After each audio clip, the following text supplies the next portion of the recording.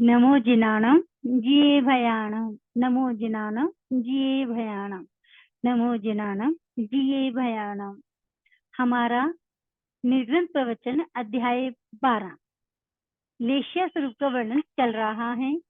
उसमें हमने 13 गाथाएं रूपित की हैं, विवरण किया है। यानी उन 13 गाथाओं में हमने 6 प्रकार की लेशियाओं को देखा, सुना और जाना कि व्यक्ति अपने आप को देख सकता है कि उसकी लेशियाएं कैसी हैं, उसके भाव, उसके उतार चढ़ाव कैसे हैं। आज हम उन्हीं लेशियाओं के बारे में जानेंगे कि कौन सी धार्मिक है, कौन सी अधार्मिक है, क्या प्रशस्त है, क्या अप्रशस्त है, संक्लिष्ट है, असंक्लिष्ट है, आदि आदि। कीणा नीला काहुतिन्निगी हाओ अहमाले साओ ए अहिं ते हिंगी जीवो दुख हिंगु बजई। अन्व्यार ए इंद्रभूति किणः कृष्ण नीला नील काऊ कापोत ए आओ ये तिरने तीनों वी ही अहम लेसा हो अधम लेश्याएं हैं। ए आइंग इन तीन तीनों वी ही लेश्याओं से जीवो जीव दुर्गहिं दुर्गति को उपवज्य ही प्राप्त करता है। भावार्थ, हे गौतम, कृष्ण नील और कापोत इन तीनों को ज्ञानी जनों ने अधर्म लेश्याएं, अधर्म भावनाएं कही हैं। इस प्रकार की अधर्म भावनाओं से जीव दुर्गति में जाकर महान कष्टों को भोगता है। अतः ऐसी बुरी भावनाओं को कभी भी हृदयंगम का नहीं होने देना, यही श्रेष्ठ मार्ग है। तेहूपम सुखा तिन्नी भी एहाओ धम ले सावो ए हाइंग तिहिंग जीवो तो गहिंग उबजही। अनव्यार, ए इंद्रभूति, तेहु तेजो, पमः पदम और सुक्का शुक्ल, याहो ये तिरने तीनों भी ही धमलेसाओ धर्म लेशियाएं हैं। एहिंग इन तीहिंग तीनों वी ही लेश्याओं से जीवो जीव सुगहिंग सुगति को उपवज्य ही प्राप्त करता है। भावार्थ, ये आर्य तेजो पदम और शुक्ल ये तीनों ज्ञानी जन द्वारा धर्म लेशियाएं यानी धर्म भावनाएं कही गई है। इस प्रकार धर्म भावना रखने से वह जीव यहाँ से प्रशंसा का पात्र होता है और मरने के पश्चात भी वह सुगति में ही जाता है। अतः मनुष्य को चाहिए कि वो अपनी भावनाओं को सदा शुभ और शुद्ध रखें, जिससे उस आत्मा को मोक्ष धाम मिलने में विलंब ना हो। अंत मुहतमी गए अंत मुहतमी से सचे ले साहिं परिणयाहि जीवा गच्छन्ति परेलोहिं। अनिव्यार्थ, ए इंद्रभूति, परिणयाहिं परिणमित हो गई है, लेसाहिं लेश्या जिसका ऐसा जीवा जीव अंत मुहूर्ता में अंतर्मुहूर्त गए होने पर चेत और अंत मुहूर्ता में अंतर्मुहूर्त से सहे अवशेष रहने पर परलोयिंग परलोक को गच्छन्ति जाते हैं। भावार्थ, हे आर्य, मनुष्य और त्रियंजों के अंतिम समय में योग्य व अयोग्य जिस किसी भी स्थान पर उन्हें जाना होता है, उसी स्थान के अनुसार उसकी भावना मरने के अंतर्मुहूर्त पहले आती है और वह भावना उसने अपने जीवन में भले और बुरे कार्य किए होंगे, उसी के अनुसार अंतिम समय में वैसी ही लेश्या भावना उसकी होती है। और देवलोक तथा नरक में रहे हुए देव और मरने के अंतर्मुहूर्त पहले अपने स्थानानुसार लेश्या भावना में ही मरेंगे। तम एह सीले साणं अनुभवं विहारिया तथाओ बजिता तथाओ हिठिये मुनि। अन्व्यास ए इंद्रभूति तमह इसलिए ए आसी इन लेसाणं लेश्याओं के अनुभवं प्रभाव को विहानिया जानकर असत्ता हो पूरी लेश्याओं भावनाओं को बचिता छोड़कर बसत्ता अच्छी प्रशस्त लेश्याओं को मुनि मुनि ऐठिये अंगीकार करे। भावार्थ, ये भले बुरे के फल जानने वाले ज्ञानी साधु जनों, इस प्रकार 6 लेश्याओं का स्वरूप समझकर इनमें से बुरी लेश्याओं भावनाओं को तो कभी भी अपने हृदय तक में फटकने मत दो और अच्छी भावनाओं को सदैव हृदयंगम करके देखो। इसी में मानव जीवन की सफलता है। मानव जीवन की सफलता लेश्या को जाने अच्छी लेश्या क्या बुरी क्या, और ये लेश्या बुरी होती कैसी हैं, क्योंकि अब हम जानते हैं अध्याय 13 जिसमें निमित्त बनती है कषाय, और ये 13वां अध्याय है हमारा कषाय स्वरूप। तो श्री भगवानुवाद को हो अमानो या अपगड़े माना चतारी एहे कसी न कसाया संजंती मूला हिंग पूर्ण भवस। अन्व्यार्थ ए इंद्रभूति अनिग्रहिया अनिग्रहित को हो क्रोध आ और मानो मान पवडमाना बढ़ता हुआ माया कपट आ और लोभो लोभ एहे ये कसीना संपूर्ण चतारी चारों ही कसाया कषाय पुनर्भवस पुनर्जन्म रूप वृक्ष के मूलायंग मूलों को सिंचनती सींचते हैं। भावार्थ के आर्य जिसका निग्रह ही नहीं किया ऐसा क्रोध और मान तथा बढ़ता हुआ कपट और लोभ, ये चारों ही संपूर्ण कषाय पुनः पुनः जन्म मरण रूप वृक्ष के मूलों को हरा भरा रखते हैं। अर्थात क्रोध मान माया और लोभ, ये चारों ही कषाय दीर्घकाल तक संसार में परिभ्रमण कराने वाले होते हैं। इन्हीं से तो हमारी अधर्म लेश्याएं होती हैं।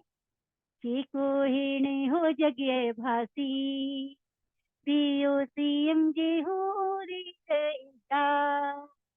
देवा से दंड पाहंगा है अभियो सीए घास भी पाव संवी। अन्व्यार्थ ए इंद्रभूति ये जो कोहोनवे क्रोधी होई होता है वह जगह जगत के अर्थ को कहने वाला है। और ये वह विहोसियं उपशांत क्रोध को उदिरेज्या पुनः जागृत करता है।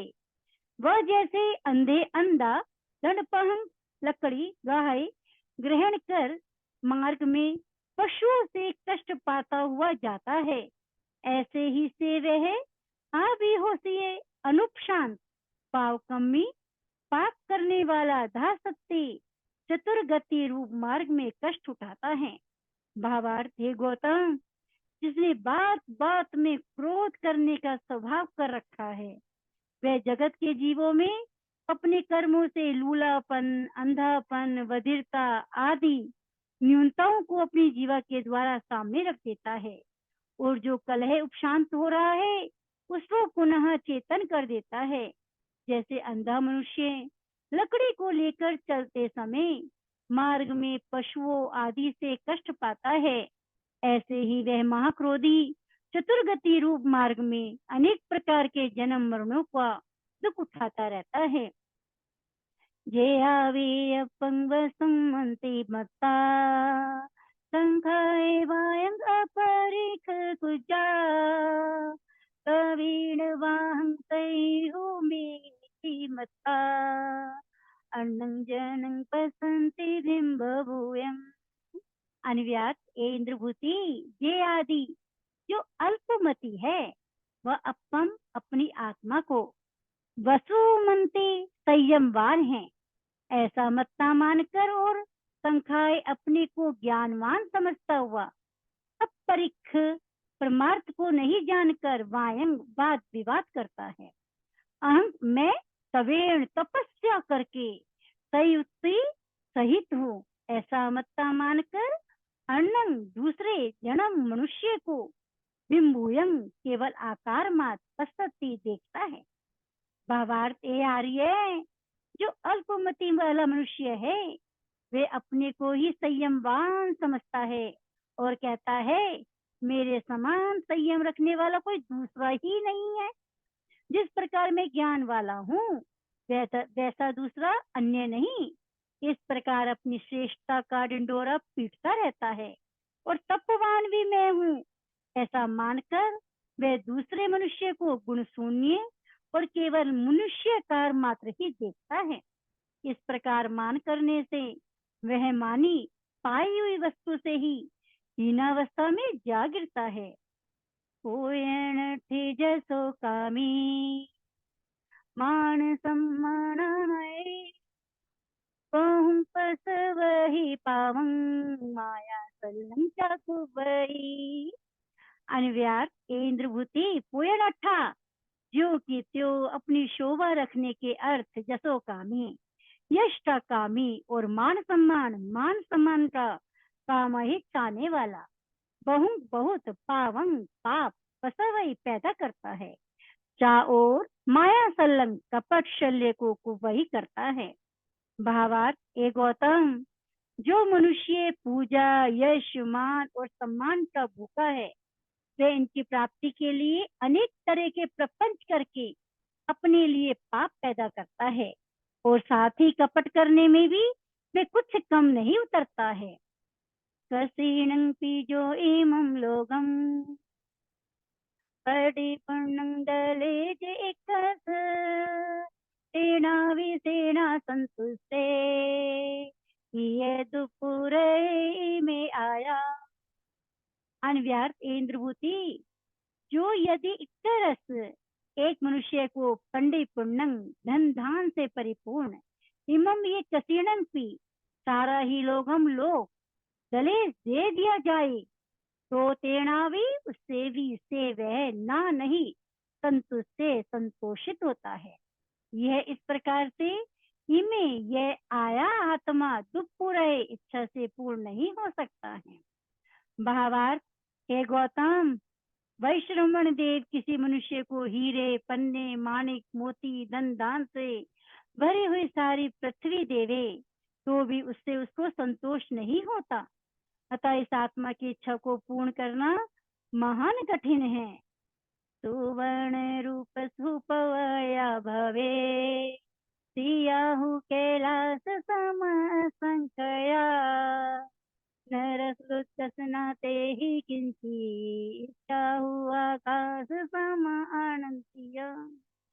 व्यास ए इंद्रभूति कैलाश समा कैलाश पर्वत के समान सुवर्ण रूप सोने चांदी के असंख्य गणित पवैया पर्वत को निश्चय भवे हो और वे सिया कदाचित मिल भी जाएं तथापि ते ही उससे लुद्धस लोभी नरस मनुष्य की किंचित मात्र की प्रवृत्ति भी ना नहीं होती है यानी तृप्ति नहीं होती है।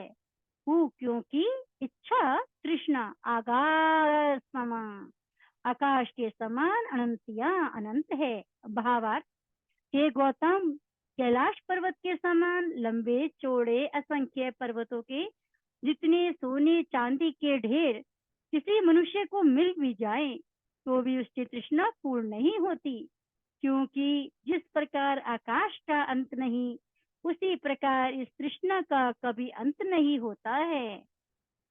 इस हमारी क्रोध मान माया लोभ जितना हम आग में घी डालते रहते हैं उस हिसाब से वो बढ़ती जाती हैं और इच्छाएं तो आकाश के समान अनंत हैं। इसके हमें रोक लगाना पड़ेगा तभी हमारी लेशाएं प्रशस्त होंगी धार्मिक होंगी।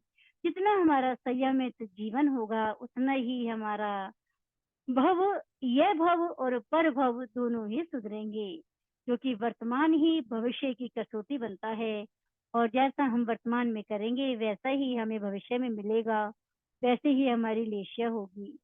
तो आज हमने नया प्रकरण कषाय प्रोपण भी शुरू कर दिया है। तो इसकी गाथाएं अगली कल हम विवेचन करेंगे। जय गुरुदेव, जय महावीर, जय प्रेम सुख। गुरुवर श्री रमदर मुनि जी महाराज की जय। दिव्य साधिका गुरनी मैया श्री लक्ष्मी जी महाराज की जय। सकारात्मक सोच हो, चिंतन मनन सुट्ठू हो, अहिर सुट्ठू, धम साहो हथी, धर्म ही सहायक है। गुरुवर श्री रमदर मुनि जी महाराज की जय। विषय प्रशस्त हो, योग प्रशस्त हो, सब प्रशस्त हो, सकारात्मक सोच चिंतन हो। जय गुरुदेव, जय महावीर, जय प्रेम सुख।